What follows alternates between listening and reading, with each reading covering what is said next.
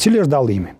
Qeveria në ndërheqje është qeveria në cilën kryeministri ka dhënë ndërheqje, por ai duhet vazhdojë të shkojnë në punë derisa vjen kryeministri tjetër. Dhe rrethona e dytë, qeveria e tij është rrëzuar në kuvend me mocion mosbesimi ose votbesimi dhe në atë rast kryeministri dhe ministrat vazhdojnë të shkojnë në vendin e pozitë të kryejnë detyrat me kufizimet që i përcakton ligji. Këto janë dy rastet e vetme në pikpamje kushtetuese kur një qeveri quhet në ndërheqje. Dhe po ashtu, ligji për qeverinë që këta e kanë miratuar vetë, e përcakton këtë që po them unë. Po. Dhe më lejoni se është më rëndësi kjo të sqaroj, mos tani mund të vazhdojmë debatin. Po, absolutisht po.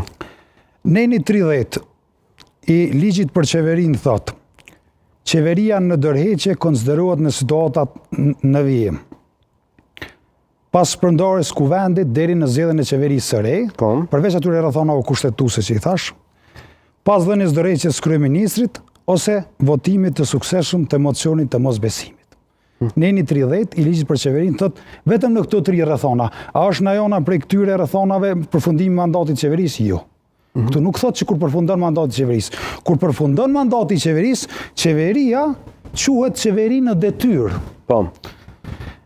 Ajo qeveri në detyrë i kërkohet me këtë ligj anëtarët e saj që nxjerr deputet me dhënë ndërheqje me shku në shtëpi, domosdoshmë me ushtru pushtetin në mënyrë efektive. Cili është dallimi midis qeverisë në ndërheqje dhe ndërheqjes që kërkojmë na? Qeveria ndërheqje në kuptim të kushtetutës, por edhe të ligjit për qeverinë, është një qeveri e cila rrin në vendin e punës edhe pse është ndërheqje. Ndërkaq qeveria në detyrë po ashtu rrin vend punës, por kësaj qeverie në detyrë i kërkohet me dhënë ndërheqje. Ndërheqja në këtë rast e imponon lirimin e detyrës. Po. Domethënë duhet të lirohen detyrat e ministrave dhe kryeministrit. Ky është dallimi fundamental midis qeverisë në detyrë dhe qeverisë në ndërheqje. Po pse mos pranohen vetë pak gruda, pse mos pranohen ndërheqjet që i kanë adresuar nga kryeministri e ministrat në momentin e mbajtjes ose në përpjekjen e parë, në episodin e parë të dështimit të seancës konstituive. A s'është ndërheqja ajo që ka rënë? Pse s'është? A ka qenë sot në punë ministri Haxhiu për shembull? Ka qenë punë. E si është ndërhequr? Ndërheqja nuk kupton me lanë detyrën.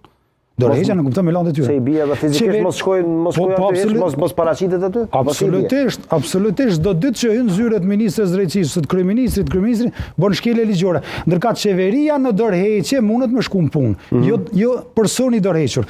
Kjo letër që na u ka paraqitur kushtrim në komision, cilën na se kemi pranuar si ndërheqje, nëse mund ta fokusojmë, përdor këtu për shembull, thotë qeveria është në detyrë vizë ndërheqje. Që do të thotë? Mund ta fokusoj aty. Po, që do të thotë, nëse e lexoni me kujdes, thotë qeveria në detyrë vizë ndërheqje. Domethënë, hartuesi i letrës, kryeministri i Kosovës, kushdo që ja ka shkruar këtë letër, mendojnë që qeveria në detyrë dhe ndërheqje në njëjtë kategori, nuk janë në njëjtë kategori, dhe kjo nuk